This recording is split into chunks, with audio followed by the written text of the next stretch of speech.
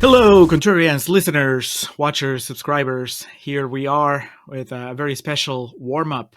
This is the warm up for Alex's punishment uh, for last year's Livestream for the Cure success. We hit a very particular tier in donations, and that meant that Alex was committing to facing against his foe, Ansel Elgort, one more time as we tackle West Side Story, the Spielberg remake on the show. It's a super fresh movie. So that means that if nothing else, Alex get to say a lot of mean things about Ansel Elgort and his co-stars in Contrarians Corner.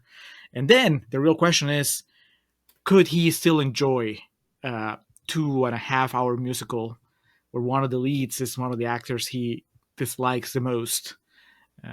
Could that happen? You'll find out in real talk. But here, on this warm-up, we're going to give you the usual extra Rotten Tomatoes quotes, extra trivia, the Josh Gad Minute, and also a little bit of trailer chatter. So let's get started, Alex. This super fresh movie. It's in the 90s. I don't have the percentage here in my thing. I'll pull that up here. West Side Story, 91%. And I remember it was based off a whole hell of a lot of reviews, based on 391 reviews. There you go. Well, I have the consensus. Steven Spielberg's West Side Story presents a new look at the classic musical that lives up to its beloved forebear, and in some respects might even surpass it. That is the gauntlet. High praise. Yes. Yeah. You know, you're angering a lot of people that may have liked the movie but are not ready to go that far.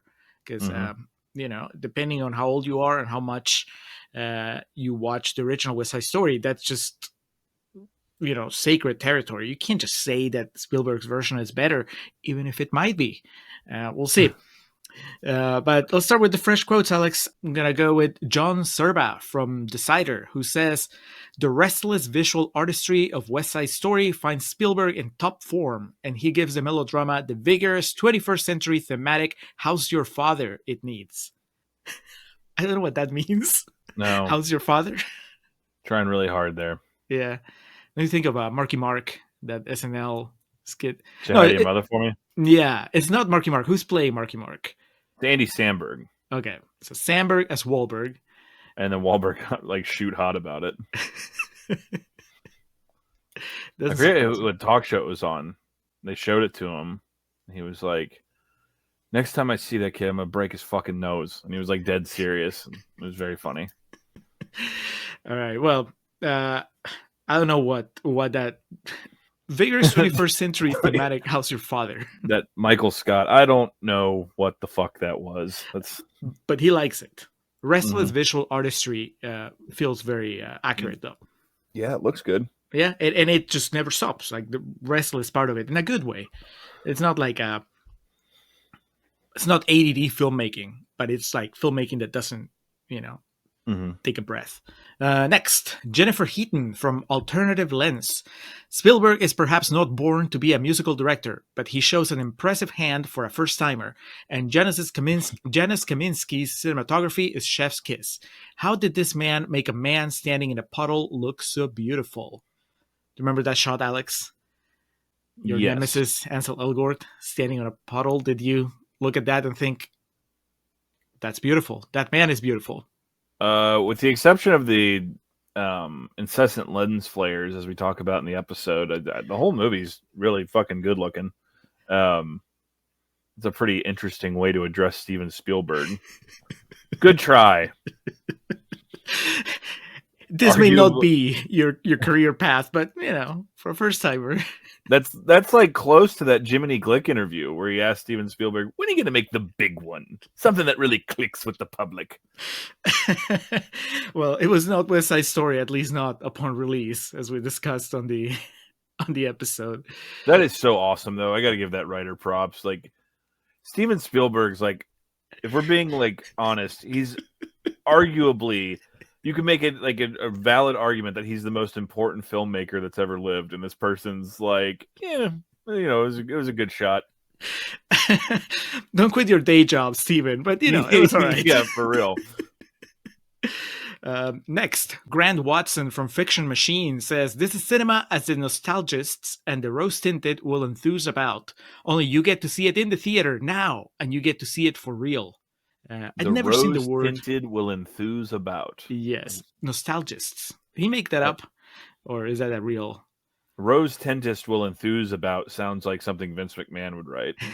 That's Vince McMahon. Vince McMahon writing as Grand Watson for Fiction Machine. Grand Watson is also a name he would come up with. We're gonna call him Grand Watson. Nostalgia, Alex. Did it feel like this is how we used to make movies? Kind of. It's and it's free of the cynicism I usually find in pointless remakes. Yeah, I suppose that's a bit of a hypocritical stance I have, being the resident "it used to be better" guy, and when we make movies that point that out, I'm like, oh my god, can we do something fucking original? But that would be my honest take on this. A lot of times reboots and remakes come across really mean-spirited, and this is just like a Spielberg who's earned the opportunity is like, I want to try to make this and let's see what happens. Yeah, it's not like he wanted to remake it for the money, like to see if he could squeeze some money out of West Side Story fans. Like, could have gone with a different musical if you want to do that. We're gonna close with Matthew Pasantino from Big Picture Big Sound, who says West Side Story is the most alive one of his Spielberg's films has felt on screen in a long time. Yes, we talked about this in the episode, so we're not going to go into it too deeply here, but it is the stretch he was on coming into this is pretty interesting. And he's only made one movie since this. You may know what it is, but listen to the episode to find out. If it is what you're thinking, well, either way, you're gonna find out. And my statement on that would be that it's twofold. One, I hope it isn't. I hope we get at least one more Spielberg, because I wasn't a big fan of his last one. I wish that he closed on a stronger note. At the same time, if that happens to be his last one, I guess it's kind of appropriate as a bookend. But I don't know. I want him to do something else. The one before, and I'm pretty sure I mentioned it in the episode, I think the one before West Side Story was Ready Player One, which is, now you want to talk, that's not even a remake, but that felt like a cash grab, like it was beneath him. So to let you know, he's already got a movie slated for next year called Disclosure. It is not a remake of the Demi Moore and, is that Mike Douglas in that movie? She just tops him up in that one scene. Man, who's playing those roles? Well, the first two names on here are Emily Blunt and Colin Firth. I don't want to see Colin Firth getting blown, dude. Steven Spielberg is directing an upcoming American science fiction film from a screenplay by David Koepp. David Koepp. Koepp, okay. Jurassic Park, bunch of other things. Spider-Man. So, okay. I thought the name looked familiar, but those E's in the middle of names always throw me off. Emily Blunt, Josh O'Connor, Colin Firth, Wyatt Russell, who is the best part of Goon 2, and Coleman Domingo. Also, huge pop. For some reason, Chavo Guerrero Jr. has a credit in this movie. Is that a wrestler? Yeah, a very middle-of-the-road wrestler. He was the guy who taught Jeremy Allen White, Zac Efron. He was like their wrestling trainer for the Iron Claw. Okay. He's like fully moved on. He was the nephew of a legendary wrestler named Eddie Guerrero. He had a good career. I give him shit sometimes because it's fucking Chavo. But he's definitely like full-time acting now. And I saw him in LA for WrestleMania 2 years ago, like almost punch this dude in the face. It was awesome. It was just some dumb fan who was like, we've talked about this before, complete sidebar, what we're doing right now. You see a celebrity in public, don't walk up like and point your phone at them and record them. And don't walk up without them knowing and like try to take a selfie and shit. And he was just like, I mean, especially when you're staying at like the wrestler's hotel, those guys just see each other and they're like, hey, brother, and they're like catching up and shit. He was just talking to someone, this dumb fan just came up and was like, I guess like live vlogging or something. He was like, yeah, here we're chatting. Like, Chavo was like, get the fuck away from me. And like, he like took his phone and like, you know, he didn't like slam it, but he pushed it down. And the guy was like, man, fuck you. And I was like, just sitting there at like a table. I was like, Chavo's going to fuck this dude up. I was getting really excited about it. And, you know, that it was a very nice hotel, the Biltmore in Los Angeles, where many movies have been filmed.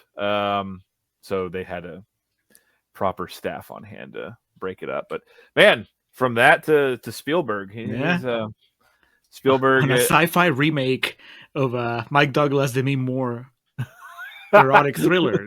It's amazing. Yes, David Cope back with the pen. Yeah, man, Jurassic Park and Carlito's Way. He had a hell of a 1993. All right, who had a hell of a 2021, at least in the terms of releasing a musical, was Steven Spielberg. Do we have any more quotes to go over, Julio? No, that was the last quote. I like the idea of closing with somebody calling out that this is Spielberg coming back to life after Ready Player One was him directing his sleep, basically. It's funny because it's not just that. There's some other movies we call out on the run he was on coming into this. Yeah, but he turned down the original Harry Potter, the first Harry Potter, because he was like, I've done that. I'm not in that part of my career anymore. I just, I would be directing, basically with my eyes closed. Mm-hmm. And him doing Ready Player One felt like that. I was like, wait, didn't you turn down Harry Potter because you didn't want to do this? So as you can tell, I don't care for Ready Player One. Apologies if you do. But anyway, let's move on to the trailer, Alex. I sent you the link. It opens. Which hilariously does not mention it's Steven Spielberg until the very end, unless I missed it. Because I think it just says a Steven Spielberg film. West Side Story. It's like those M. Night Shyamalan movies that try to not advertise that M. Night Shyamalan is directing. Yeah. Like, I think he's bounced back, but there was a stretch where people were kind of like, don't tell him. Just show the actors. Zack Snyder trailers where the first thing you learn is that it's a Zack Snyder movie. Yes, visionary filmmaker, Zack Snyder. The Superman S, and then it just says Zack Snyder over it. This trailer opens with Rachel Zegler, singing tonight, like the opening. This is like the Annie remake. It's like the Cats movie. It's like Wicked. It starts with like the familiar chords of one of the big songs from it. And you have seen this trailer before. I had not, because I just kind of knew this movie and I was like, well, that doesn't sound interesting to me. If I had watched this trailer, I've been like, I have even less interest. Come on. Well, no, actually that makes perfect sense. If you don't have an attachment already to West Side Story, this is rough. And I'm not saying it looks great, right? It looks like the movie does. It assumes everyone watching it is familiar with the story of West Side Story. But they would, because why else would you care? That's the thing. Because there's not a single known face in this. Ansel Elgort, I guess, kind of, but it's not even. For all our joking, well, they do have the lingering shot on Rita Moreno. Rita Moreno, yes, yeah. She gets a tick just a little bit longer than everybody. You're like, is that the chainsaw? And then eventually find out that she is. But really, Spielberg is a driver. Like, there's two things that are that would sell you this movie. One is a Steven Spielberg movie, so you're gonna go watch it, and two, it's a West Side Story remake. So if you like the original, you're gonna go watch it more than likely. So it's not about the actors; it's about you recognizing that song that she starts singing, and then you're like, I'm in. I guess I'm in. Watching it, knowing, I remember, the first time I saw this trailer, and then I remember it, as I was watching it now, I was like, wow. I remember getting chills because it was just, it's a remastering of the old tunes, and it's pretty exciting. I always, of course, I was like looking for my entry point besides Spielberg, and like I said, Ansel Elgort, like, I liked him in Baby Driver, famous divisive movie in Contrarians lore, but not enough to where I would say I'm gonna go watch the next movie that he's in just on the strength of him being there. Ariana DeBose, I know now because of West Side Story and because she's gone on to do other things, but at the time I didn't know who she was. David Alvarez, I've only seen him in West Side Story, and Rachel Zegler, she's gonna be Snow White. So if you don't know her yet for West Side Story, the rest of the world's probably going to know her as like live action Snow White. Well, we'll see. As we're recording this, that movie comes out tomorrow, and the reviews have been mixed, to say the very least. Even so, she's already claiming it. She's Snow White. I mean, for a whole generation of kids, she's going to be the Snow White that they know. They better not change Snow White and the minecart ride at Magic Kingdom to her. That's an animatronic of Rachel Zegler. Because that's what they did with the Pirates of the Caribbean. Jack Sparrow's there now. It's Like Johnny Johnny Depp. Depp? Yeah. He looks I like always Johnny forget. Depp? Yeah, I always forget. Like, I just assume everyone knows this because Disney World's incredible. But yeah, you get to the end of it, and it's like a Johnny Depp animatronic that's got all the gold and shit, and he's like, I don't know, why is the rum always gone? So he signed off his likeness. He I guess it's Disney, so they of course, Yeah. right? When you sign a Disney contract, they give you the fucking straight razor, and you put your palm to the ice chamber that Walt Disney's head is in. And, yeah, so there's other examples too that I'm blanking on. I mean, fucking Who you went Ray. to? What's the Avatar world? The where the Pandora. Navi? Yeah. Okay. So, but See you didn't see. You yell that the people that work there have to yell it back. But there's no Stephen Lang or Oh Sam yeah, Worthington animatronics. I mean, there's the blue versions of them, but there's not. not animatronics, but like it's that thing of they film stuff just for like the attractions and the rides and shit like that.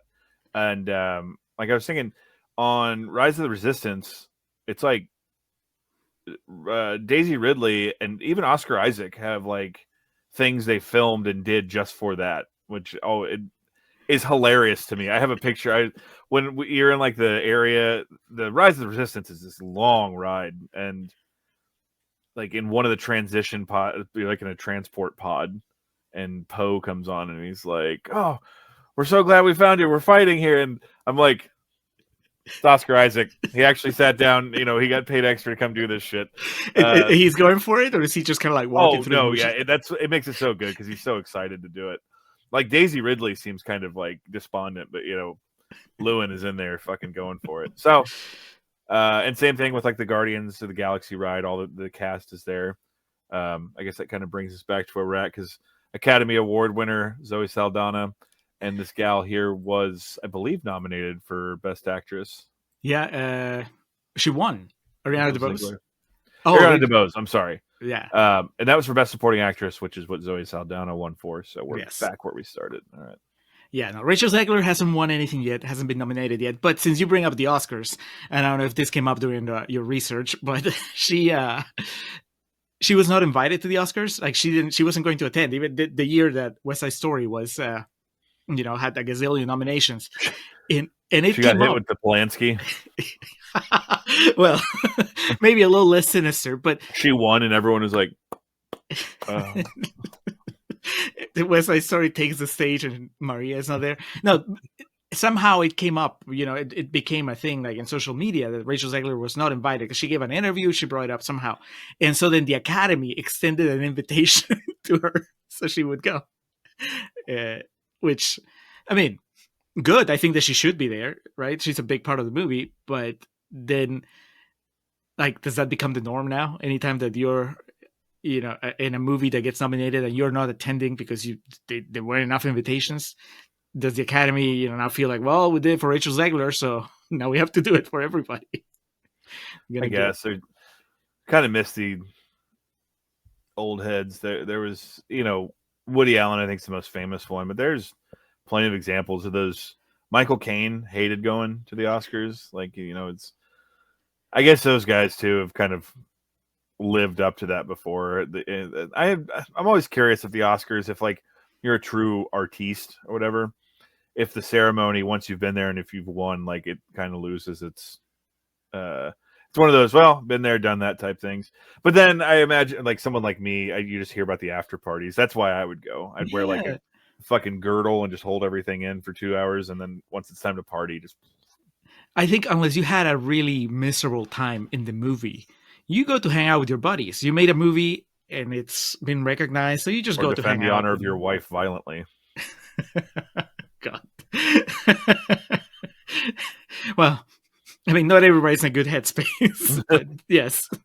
But interesting, yes. And then when she was at the Oscars this year, people were rumoring that, or what's the word I'm looking for here? Assuming she was under the influence of something. Yeah, at this point, well, with that Snow White movie, I don't know. We'll see how much. I'm sure it'll make enough money because it's a kids movie, and I don't know. I don't have anything against this gal. What's her name? Snow White. Rachel Zegler. Yeah. She's a good Maria. She can sing. but I need the Gal Gadget thing to cease. This movie not doing well could be a one-way ticket to that. But anyway, Well, Rachel Zegler, best of luck. yes. Anyway, back to West Side Story. Yeah, I think it's a good trailer. I think it's a trailer that works a lot better if you are either a big Spielberg fan or you are a West Side Story fan. And if not, it might leave you reaching for something, for a way in.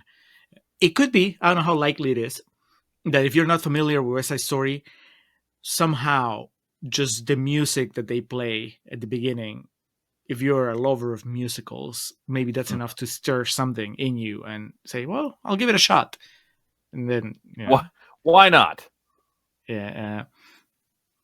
Did you feel anything when you saw Ansel Elgort in the hero shots that he gets? Because this movie, this trailer sells you Tony as, you're supposed to see him through the eyes of Maria in this trailer. Boredom. What it told me with. Nah, man. Y'all can listen to the episode to hear my thoughts on that dude. The Hoover vacuum himself. He will not be an animatronic when they do the West Side Story ride at Disney. Oh man, the Great Movie Ride. They could have had him in there as one of the animatronics, that where he just like just has the gun and it's Sigourney Weaver in that bad boy. From Alien? Mm-hmm. That's one of the parts of the ride. R.I.P. Great Movie Ride. It's one of the number one things I was looked forward to at Disney World that got replaced. But yeah, there's a part of it where you like turn a corner and the xenomorphs like blah, and then you see Sigourney Weaver like animatronic like around a corner like. Oh. All right, we've gone places while talking about this trailer. Yeah, we need to come up with a different name than warm up, just like bonus features or some shit, because it's like Contrarians decompression. Yeah, there you go. Man, that might not be bad. We'll think about it. Let us know if you like that name change. But anyway, let's go to the Josh Gad Minute, Alex. Yeah, I mean, obviously the joke is I say he replaces Ansel Elgort, but like Josh Gad, as much as I do love a unconventional romance, it'd be one of those things I'd watch this movie and be like, okay, let's calm down here. And also, Gad's closer to our age. I think he's in his 40s. Yeah, he has kids. So we need Gad in this movie, like replacing a character. God, I wish there was like a character that just wore like the white undershirt and was like always really sweaty and shit and like ran like a pizzeria or something and like yelled at the kids to get out of his store because Josh Gad could play that. I mean, you see someone like that for 5 seconds in the opening. That's the point. Like, I wish there was like a character that he could play. So because of that, honestly, the best bet here, because I don't want to get rid of Corey Stoll, is that we'll have him replace Brian d'Arcy James, who plays Sergeant Krupke. So that imagine that tandem there of Corey Stoll and Josh Gad as the cops that are like, always giving the boys the what for. The problem is that Krupke doesn't sing. And then we'll give Kroll that role, and then Gad can become Lieutenant Schrank. The Schrank doesn't sing. The cops don't sing. They're in the songs. Oh, yeah, you're right. Krupp, you. Right. Yes, that's our chance. You could. I don't like this, but you could take Rita Moreno out. Have Doc, the owner of the drugstore, be Doc again, and have it be Josh Gad. Except that then, well, one, you lose Rita Moreno. Two, more problematic, then you have Josh Gad playing a Puerto Rican, which would go against the spirit yes. of everything. So I think we just tinker a little bit with one of the musical numbers so that Krupke gets to do a little ditty. What is like he singing? As in like an affable, a clumsy cop. He could have the flop sweat thing I'm talking about. Maybe add a little mustache on him. Be good. Okay, so he like sings his retort to the Jets when they have that song aimed at him. Oh, okay. So it's a brand new musical number. So that way it's eligible for the Oscars. It could get Best Original Song. Yes. All right. I like that. I'm pretty sure they refrained from doing that for this remake, because I'm pretty sure that every song we hear in the movie is a song from the original musical. So good on them, because sometimes they can force it. Anyway, Josh Gad, there you go. You're Officer Kropke, but we'll give you a song, so it's up to your standards. Let's go to trivia, Alex. All right. We talk about a lot of things in the episode, so we'll just hit some quick points here. We go into it further in the episode, but a box office bomb this was. It had a $300 million break-even target, and it made $76 million. So, sadly, a bomb, despite its rousing critical success. So much so that it's already cited as like one of the all-time great musical films. It came out at the end of 2021, and we go into a little bit further in the episode itself about, obviously the state we were all in at that point in time. Of course, in a recent episode, we've talked about a movie that came out also around that time and made a lot of money. Mm-hmm. So one of the things we didn't talk about in the episode, but I've thought about since, is imagine how many families weren't together for like Christmas and the holidays in 2020, and like the amount of like more traveling and shit that was going on. People like, I ain't got time to see a movie right now. So yes, Julio wins this round because his fucking Spider-Man movie did well. But okay, so they didn't have time to go watch a musical, but they had time to go watch. Well, yeah, and fucking that movie's almost 3 hours long. December 10th, 2021 is when this was released. We just mentioned its massive critical success that included numerous Oscar nominations, including the one that we already called out of Ariana DeBose for Best Supporting Actress. But this film was also nominated for Best Picture, Best Director, Best Cinematography, Best Costume Design, Best Production Design, and Best Sound. This was at the 94th Academy Awards, March 27th of 2022, hosted by Regina Hall, Amy Schumer, and Wanda Sykes. I did not watch that year because I heard Amy Schumer and I was out. I like Regina Hall. A third of the hosts. I know, but that's a third too many. This was the year that Coda, is that black and white movie? No. That's you're thinking of Roma. Which okay. didn't win. Okay. Coda won. Coda is an Apple original, so it went straight to Apple TV, and so it doesn't have any physical media, unless they've released a special edition because it won the Oscar. That's I was reading about it. It kind of surprises me. Disney, even though this is like on Disney Plus, they still make physical media. I guess they know there's still a market for it, because that's the thing with Apple and Sony. Like Killers of the Flower Moon has not had any physical media release. There's like one Italian that I don't know if it's bootleg or not, but like in the collecting community, it's been talked about. There was like an Italian 4K or something released. But anyway. Each of those copies signed by Scorsese as he burns them and then signs them. He's got the big fucking like Mountain Dew and Cheetos, just at the rip station. Coda beating out West Side Story amongst other things. I didn't remember Licorice Pizza being nominated for Best Picture. Nice. Steven Spielberg losing out to Jane Campion for The Power of the Dog. Right. PTA got nominated for Best Director. That movie did better than I thought it did in terms of nominations. No acting though, right? I don't think Hoffman's Kid nor Haim number 3 got nominated. I do remember that. That was the year Kristen Stewart got nominated for Spencer, rightly so. And the only acting nomination for West Side Story did go home with the nominee. So, did all right for itself. As far as things that are interesting to me, because this is what happens when you make a movie with Steven Spielberg, during the 93rd Academy Awards, so that would have been the year prior, DeBose introduced the film's teaser trailer. That's what Steven Spielberg's power wields, your ability to debut the trailer for your film at the Academy Awards. Yeah. Maybe that's the first time I saw it, because like I said, I remember just that feeling of awe. Like me when oh man, I remember when the 2018 Halloween trailer dropped. I stopped everything I was doing and watched it. I was like, oh. So that still exists for a cynical and It's Jamie Lee Curtis. It opens with the close up of Jamie Lee Curtis going, "Tonight."